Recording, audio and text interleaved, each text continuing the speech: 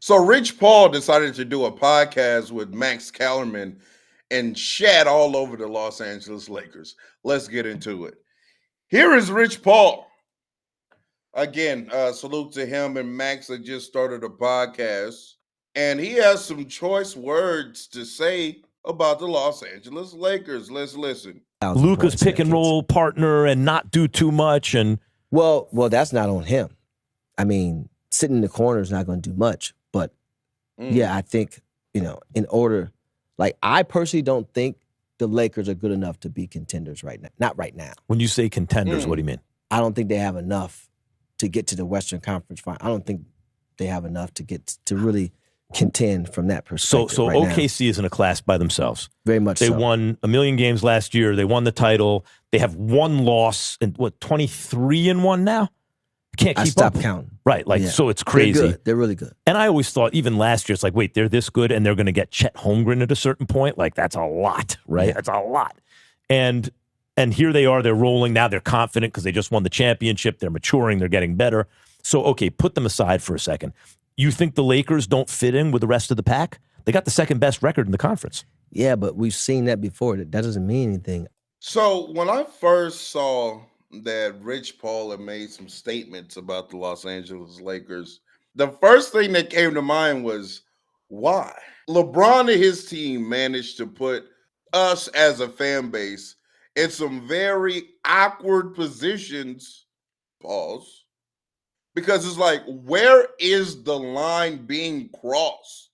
Rich Paul is an agent. He's an agent of LeBron James. And now a player's agent is openly talking about the team and how they're not good, yada, yada, yada, which, fair. I just don't know if I've ever seen this done publicly like this. I'm not sure. Chat, y'all let me know. Let me know down there below in the comments if there's some other instances like this. Let me know. Also, subscribe to the channel. Got a lot of new viewers. Subscribe to the channel. But yeah, that was the first question that popped into my mind. Like, why is Rich Paul talking about the Lakers publicly like this? Right? Because on one hand, we give LeBron and his team all the credit in the world, for being very smart and particular and very direct and calculated on how they move and how they present themselves and, how they do business, et cetera, et cetera. So I hold that standard for them throughout everything that they do as a collective. Between LeBron, Rich Paul, and Maverick Carter, to me, they're very intentional of what comes out from that team publicly. So Rich Paul doing a podcast and openly saying this about the Lakers, you always wonder, is he saying something that he's heard from LeBron, et cetera, et cetera? And you have to ponder about these things because, again, he's LeBron's agent. It just is what it is. But yeah, that was my first question. Why is Rich Paul talking about the Lakers? But let's continue. I think when you look, we've seen it, right? We've seen when you have the talent up top that they have, those guys can win games. LeBron and Luka. But also Austin's and played Austin very well Reeves, this yeah, year. He's taking a step. But then things start to really, when you come to back half of the season, where guys are really, now they have their conditioning, they're scouting you different, they're preparing for you more. Yeah. It's one thing. Then when you go into the playoffs, we've seen last year, they ran into athleticism and length. They struggled. So when you look at it now, athleticism, length, shooting, speed, right? Because now, can the Lakers play fast? I don't think so. And style of play. You can't, that style of play is going to be very easy to guard but when you get to the playoffs. But who do they not fit in with other than OKC? Well, I mean, Denver? Denver's, no. They're not a better team than Houston? Denver. Athletes.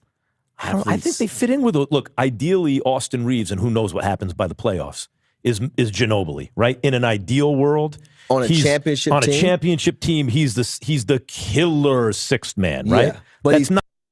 People say this about Ginobili, like Ginobili's become the poster child of really, really, really good player that can come off the bench on a championship squad.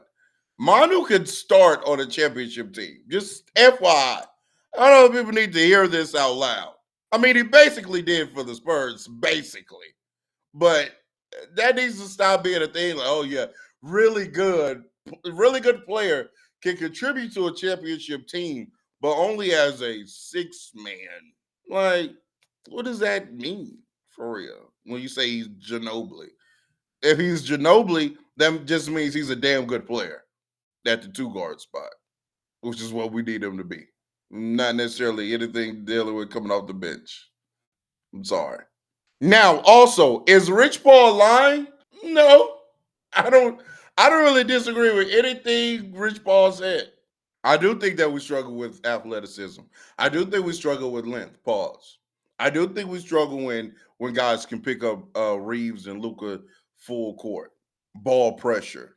I do think we struggle with teams that want to get out and run because we lack athleticism. These are all things I said prior to the season. This is why I haven't been high on this Lakers team coming into the season. Now they've definitely shocked me with how good they've played, but I do see some of the same issues and concerns popping up when we play these certain teams. When we play Phoenix, Phoenix has some wing athletes that can pick up, like a Ryan Dunn, like a Royce O'Neal, and they gave them some problems. They did. When we played, what was another team we played? Obviously, when we played OKC, we saw how Luka and Austin got blitzed. I don't really disagree with what. Yeah, when we played the Hawks, another team that came out and jumped us because they were athletic, they could pick up, they wanted to push tempo, and so for me, again, I've always questioned. Although I do like some of the talent on this team, is this the right talent to put together around Luka? Though that will be a very interesting question come playoff time. But let's continue. Paid, but he's paid as a starter. He's paid. I get it. Yeah. So it makes it harder. Yeah. Right. No, what I'm saying is Ginobili was paid as a starter. He but in this day and age, if you're paid the way he's about to get paid, it's harder to make you a six man. Going back to the championship organization versus an organization with championships. Spurs. On the Spurs, he'd be the six man, right? Especially back in the day. The Spurs made that decision. And you know what Ginobili did? He embraced it. Right. And how many championships they win? 5. Yeah. It's those type of decisions to be made. Again, not getting enamored with all the other things. But I think there's a couple things to be made, changes to be made in the short and the long. In the short, I'm putting LeBron as the screener because no offense to Ayton or Jackson Hayes, they're just not the decision maker coming out of the pick and roll. It makes it hard. If you have Luka and LeBron in those roles, what I'm saying. Because now, LeBron is overqualified for that role. But now all you need in that case, we've seen it, the guy in the dunker spot, and then the guy in the short corner. If they make shots, then you're very tough to beat. Now, some teams may.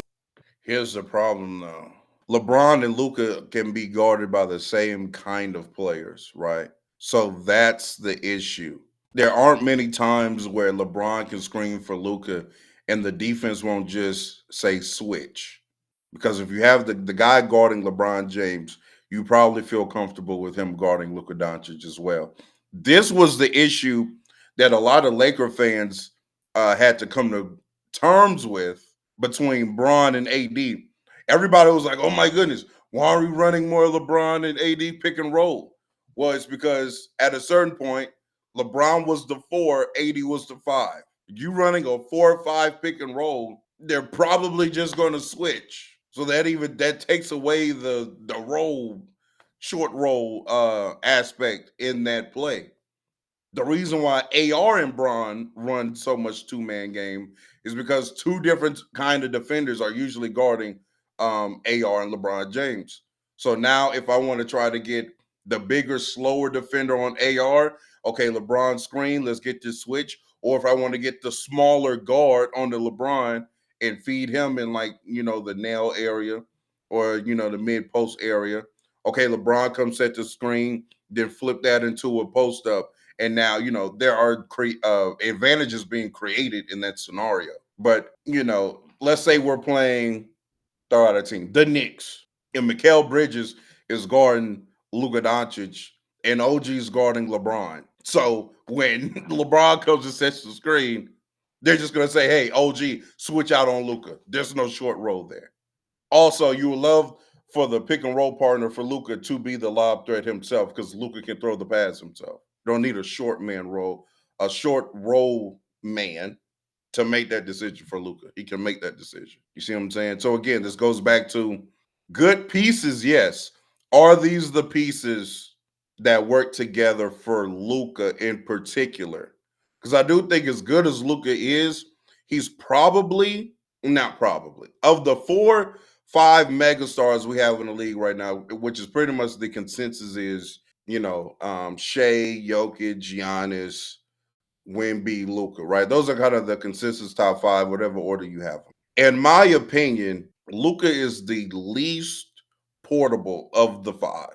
When you have Luka Doncic, you have to play Luka Doncic ball. That's how you're going to get the most value out of him, right? Because it's not like he's going to add any value on the defensive end. And it's not like he really adds much value as an off-ball player.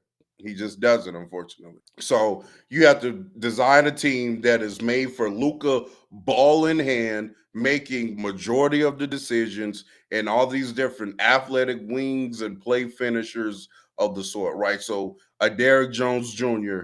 who can hit a corner 3 and guard and catch a lob. A PJ Washington that can do the same. Daniel Gafford, lively. A Kyrie who was great off ball, right? So that's just kind of the reality of the situation with Luka. I don't think there aren't like multiple recipes to success as far as a championship that you can conjure up with Luka. It's pretty specific because of the weaknesses that he has. That's kind of the catch-22 with Luka Doncic. But let's continue. It may just switch it, but it depends on who's guarding. You have to have 2 really good defenders on your team in order to just switch a LeBron and Luka pick and roll. So as currently constructed, you don't love the Lakers' chances? No. So there's what he had to say about that. Then he had this other part of this interview that was pretty interesting, in my opinion. Let's see what they had to say here. LeBron in Miami, he had to do things a certain way because Pat Riley is not playing games, right? Once he leaves Miami, he goes to Cleveland, and he had great success in Cleveland, but he could do it more his way. It sounds to me like you're saying the Lakers need to be more like Miami and less like Cleveland. No. It sounds to me like you're saying, hey, we're not so grateful to have you. You should be happy to be here too, and we're going to use that leverage to fit you into our culture rather than just to cater to you. Some of that, yes. But just to go back a little bit, LeBron was always a pro. Right. So regardless what Miami was, they never had to act. There was never a thing of body fat, being out of shape, none of that. None of those things. You don't have to worry about that with LeBron. That was never being on time, nothing. So I saw this clip and somebody just said in my chat, and people were thinking this was like a Luka shot. That's not a Luka shot to me. I think he's saying that because Miami's kind of known of being like the hard-nosed, tough on their players type organization who's putting body fat percentage in contracts. And I think he's saying, hey, LeBron didn't have to go to Miami to like have that discipline as a pro and as a player. He had that already coming to Miami. Like Miami didn't teach him that. He already had that. I'm pretty sure that's kind of the context of that quote and what he's saying with that quote.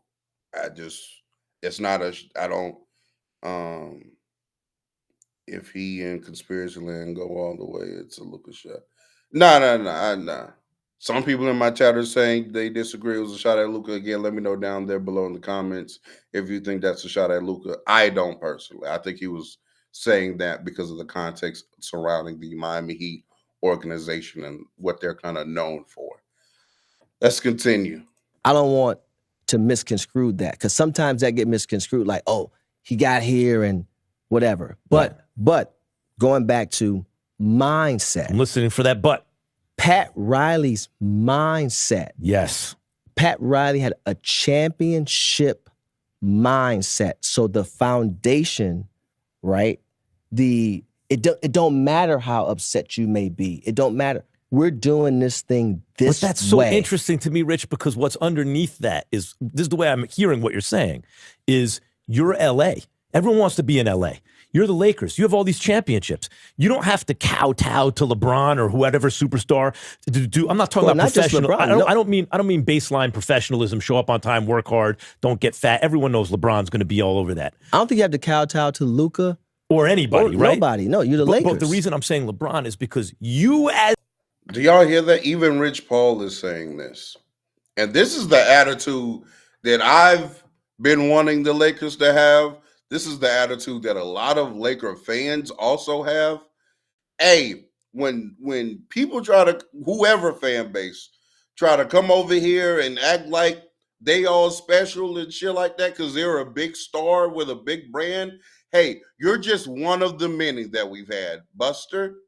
You're not finna come over here thinking you the shit, piss, and the toilet. You feel me? You ain't all that, honey. Like you are that, but you ain't all that over here. We done been had this. Magic, Kareem, Shaq, Kobe, LeBron. Like, bro, we get these type players, bro. Yeah, it's a privilege to play on the Lakers. Facts, too. And yes, of course, real deal. Of course, we need them. I'm not saying that we don't need the players. I'm not saying that. I'm just saying this ain't a franchise that doesn't know about having star players, superstar players. We're the Lakers. What? You coming here wasn't saving our franchise. You coming here is part of the Laker lore. We get players like you. In fact, we use one of our old players like you, a la Magic Johnson, to go recruit you and bring you on the team. Because we have a lineage of superstar players, the best of the best. No other franchise is touching us with that. None, zero. That's why we clear Boston. Boston got all them segregation rings. Congratulations. Nigga, the third best player in your franchise's history is Jason Tatum. And respectfully, wouldn't even make our starting five between Shaq, Kareem, Kobe, Bron, Magic. Stop playing, bro. his rep. That makes your life easier in a way if they give in to LeBron because that gives you more leverage. No. That's a massive reps. Anybody, Luka, LeBron, Kobe, whomever, there's a world where, yes, of course, stars are going to get preferential treatment. That's one thing.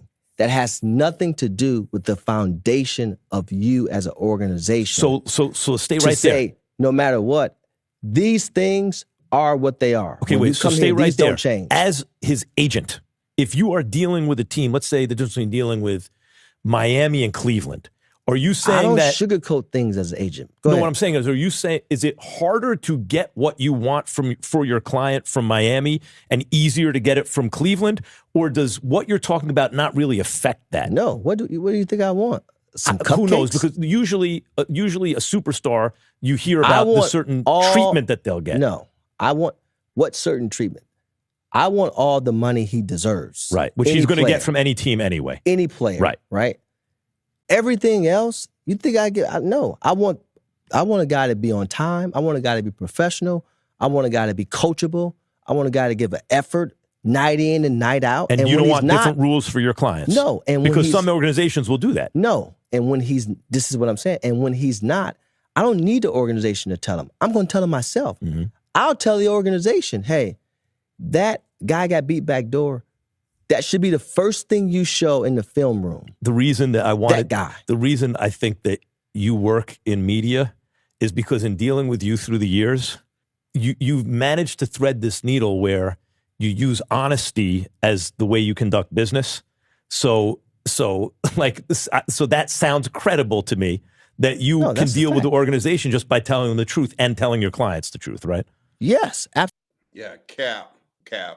He's worried about the special treatment. That was actually something that LeBron had an issue with in Miami, that he didn't get all the perks that he had in his prior place of employment, and he made sure to have them in Cleveland. We all know the story about LeBron and his cookies. But no, we just not talking about cookies either. There are certain people like LeBron wanted to be able to travel with the team. Pat Riley said no. Like there are reported things out there that Miami did not allow for LeBron James to do. Yeah, a slight issue. Not saying it was the end all be all, but those are perks that the agent tries to handle in favor of their client. Not even saying that's a bad thing for Rich Paul to do, but I'm saying he's just on here blatantly lying. And I also find it interesting how he's saying that Los Angeles needs to have more of that Miami mindset and that championship culture. And this is also something else I agree with. Now we do have a new owner. Shout out to him. Maybe he can, change the culture a little bit. We'll see. Usually, when a new owner comes, he's hiring some new staff, and we do have some new staff, and so we'll see what the culture is that he tries to build. But I do think we kind of lack that post 2020 or 2021. Really, to be honest with you, I don't even know if we had championship culture. I just think we had a good enough team to win a championship. I don't think the Lakers have had real championship culture as far as an organization, not the players, the organization, the front office. It's been a while. It's been a minute. Again, not the players, but the how the organization is ran, the standard in which we hold ourselves. We don't hold ourselves to a championship standard anymore, in my opinion. The fans don't. People are just happy to make playoffs and put up like that's not LA Lakers championship culture that I'm used to, at least. Yeah, no, it's about winning championships by any means necessary and making the right decisions that goes into, who are you keeping on your train? Why is Phil Handy not on our staff anymore? You see what I'm saying? Stuff like that, man. Let's continue. Absolutely. Yeah. So I would say if there was room to grow for the Lakers, it would be in that department. Right. Yes, we are the Lakers, and let's establish this culture. We've got 17 championships. Let's establish this culture of being a championship organization and having these pillars. That don't stop you from having great service and rolling out the red carpet here and there and doing certain things that's preferential. That's fine. Everyone's going to do that, by the way. So- you get treated how you treat other people. That Sure. goes no matter where you're at. So, or you would hope at least, right? So that gets to the game the other night, right? So yeah, that was those were the two clips that I saw that kind of caught my attention about their particular show. Again, it is quite interesting to me that Rich Paul now has a show as an agent, and he's going to be speaking openly about teams that he has clients on, and he's just going to be speaking about them openly. That's very interesting, in my opinion. Again, I don't think I've ever seen something like that. But again, let me know what you think down below in the comments. Was Rich Paul cooking? I think he cooked up a little bit. Just a little weird that he's the messenger of this message. But again, let me know what you think down below in the comments. Make sure you like the video, sub to the channel. Make sure you sub to the channel. Check that description. Check every link that you see down below. Click the link to my TikTok. Click the link to my Twitter. A playback link will be there, but we are closing down shop, unfortunately, on playback, as playback will be transitioning into a new phase. So click the link, add me there. The room could potentially be on the way back. So keep your notification bell on over there. Turn your notification bell on over here on the YouTube side so you know when I'm going live. And when I drop a video, I will still be going live during games, by the way. Basically every single day. So on YouTube. So that will not stop. But again, like the video, sub to the channel. And until next time, it's been real.